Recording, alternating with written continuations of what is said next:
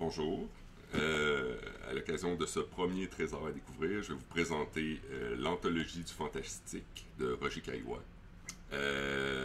Premièrement, elle n'est plus disponible, on ne peut pas la trouver neuve, on peut bien sûr la trouver dans des bouquineries ou sur Amazon probablement, mais neuve, elle n'est plus disponible. Roger Caillois, c'est pour ceux qui ne connaissent pas, c'est un sociologue, un critique littéraire français qui était actif surtout dans les années 50-60.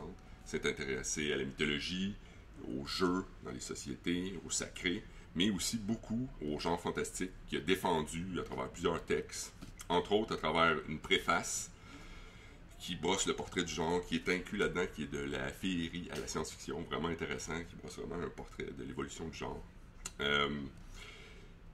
Son anthologie est intéressante, entre autres, parce qu'elle couvre 160 ans de fantastique, puis aussi 3 continents. Donc, il y a des textes qui viennent de Russie, il y a des textes qui viennent d'Amérique latine, de l'Amérique du Nord, de l'Europe, bien sûr.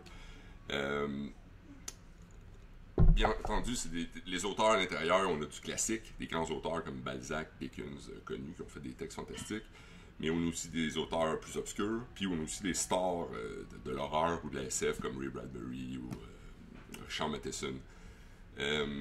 Donc, hormis le fait que c'est des très bons textes et des très bonnes histoires fantastiques, je trouve que les mérites qui se sont ajoutés à l'anthologie avec le temps, j'en vois surtout 2, il y en a probablement d'autres, mais un des principaux mérites, c'est le charme, c'est le fait que on voit bien à travers ça, puis on a tendance à l'oublier, que les grands auteurs réalistes ont toujours, à un moment dans leur carrière, en tout cas plusieurs ont eu besoin d'avoir recours au fantastique pour exprimer peut-être un aspect de la réalité plus ambigu ou plus étrange, puis ça faisait partie de leur démarche d'explorer ce territoire-là, puis on le voit à travers des textes justement de Balzac, de Dickens, de Tourgueniev, de Henry James, de Maupassant, puis d'autres aussi. L'autre aspect intéressant, puis que je trouve qui apporte son charme à l'anthologie, c'est le fait que, ça offre un voyage à travers plusieurs contrées, puis des contrées du passé, souvent, ça nous rappelle comment, dans le fond,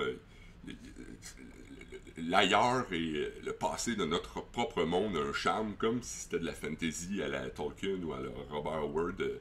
T'as pas besoin d'avoir des elfes ou des hobbits, juste d'avoir des humains d'hier dans des contextes étranges, dans des lieux pittoresques, ça apporte un charme qui, selon moi, vient du fait que c'est des vieux livres avec des vieux textes.